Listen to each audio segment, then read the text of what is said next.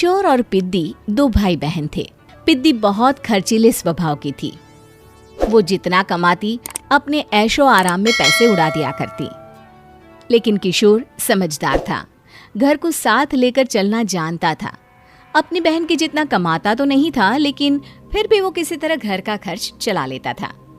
एक दिन पिद्दी किशोर से कहती है, किशोर, तुम थोड़ा ज्यादा क्यों नहीं कमाते? मेरे दोस्त रोज मेरा मजाक उड़ाते हैं। अरे बहन, मैं कोशिश तो कर रहा हूँ। अच्छा सुनो, अगले महीने रक्षाबंधन है, मुझे सोने का हार चाहिए, इससे कम कुछ भी ना लूंगी। अरे दिला दूंगा बहन। किशोर को पूरी रात नींद नहीं आती। उसके दिमाग में बस ये चल रहा था कि उसकी माली हालत इतनी बिगड़ चुकी है, अब वो सोने का हार कहाँ से लाएगा।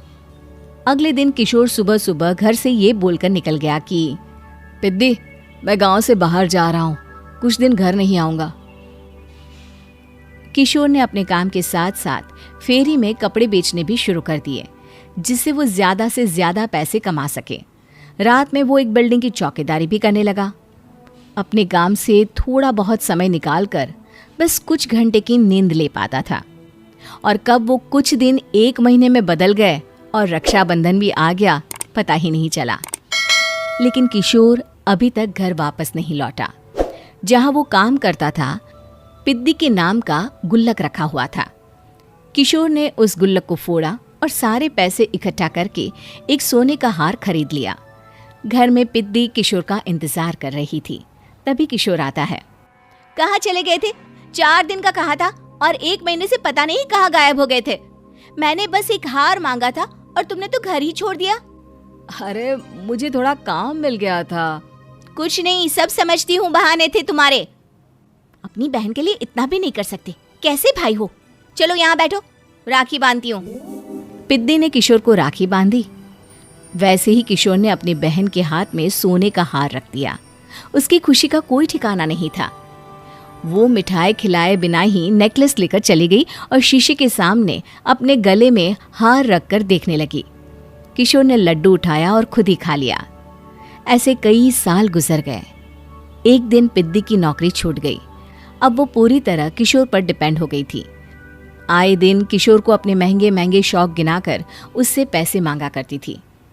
किशोर, कुछ पैसे देना, मुझे पार्लर जाना है। किशोर बिना कुछ बोले उसे पैसे दे देता। ये क्या, 500? अरे इतने में तो मुझे पार्लर में एंट्री मिलेगी बस।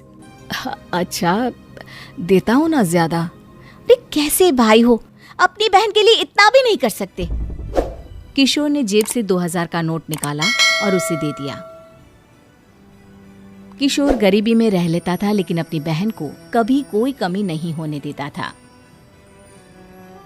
बेटा, पिद्दी तुम्हारी बहन है, उसे कभी किसी चीज की कमी मत होने देना और उसका ध्यान रखना, क्योंकि भाई का फर्ज होता है अपनी बहन का ध्यान रखना। किशोर ने माँ की कही ये बात हमेशा के लिए याद कर ली थी। शायद माँ की इसी बात की वजह से किशोर पिद्दी की हर जिद पूरी करता चला आ रहा था। किशोर, आज मैं अपने दोस्तों के साथ पार्टी करने जा रही हूँ, मुझे कुछ पैसे दो ना। किशोर पिद्दी को समझाता है, लेकिन पिद्दी नाराज होकर चली गई और अपने कमरे में सुबक सुबक कर रोने लगी। किशोर अपनी जेब से कुछ पैसे निकालता है और पिद्दी को दे देता है।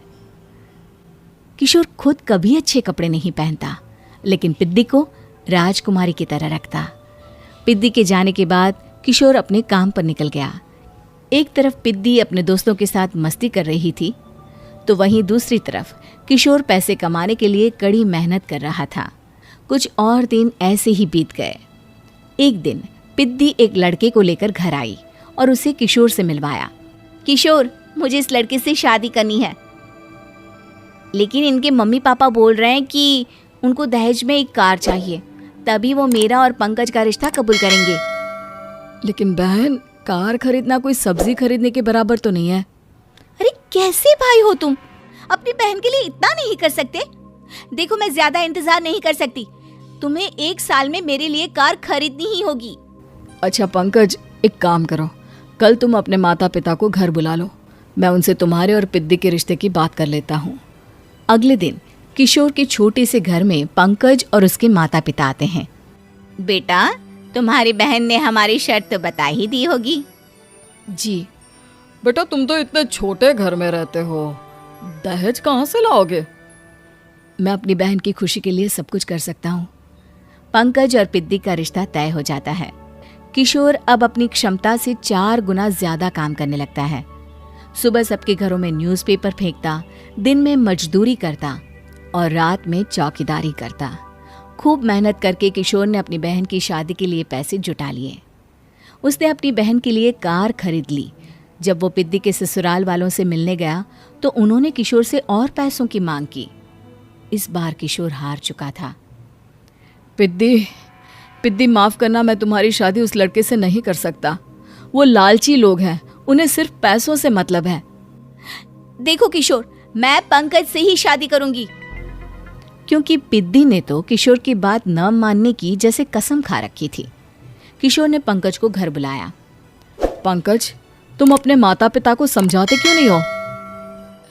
भैया, वो हमारी शादी के लिए मान गए, मेरे लिए तो यही बहुत बड़ी बात है। हम एक काम कर सकते हैं, दहेज की रकम में से कुछ पैसे मैं आपको दे देता हूँ। अरे लेकिन समाज वाले क्या कहेंगे? अरे जब दुनिया को पता चलेगा तब ना। अच्छा, कुछ पैसे मैं अपने मालिक से कर्ज में ले लेता हूँ। कुछ पैसे पंकज देता है, कुछ वो कर्जा लेता है और अपनी उम्र भर की कमाई वो अपनी बहन की शादी में लगा देता है। आखिर में पंकज और पिद्दी की शादी हो जाती है। पिद्दी की विदाई के बाद किशोर बिल्कुल अकेला पड़ जाता है। अब उसका कमाने में भी मन नहीं लगता। उधारी वाले रोज घर में आकर बैठ जाते हैं। अरे किशोर, अब तो पिद्दी की शादी को 5 साल हो गए, अब तो हमारा पैसा लौटा दो। चाचा, पिद्दी के जाने के बाद किसी भी काम में मन नहीं लगता। अरे तो हमारा पैसा कैसे वापस मिलेगा? जी, कुछ करता हूँ मैं। किशोर के ऊपर बहुत सा कर्जा चढ़ गया था, इसलिए उसने तय किया कि वो ये घर बेचकर सबके पैसे लौटा देगा। अगली सुबह शहर के किसी साहूकार को उसने अपना घर बेच दिया और सबके पैसे लौटा के वो गांव छोड़कर चला गया। पिद्दी ने शादी के बाद कभी अपने भाई का हाल तक नहीं पूछा।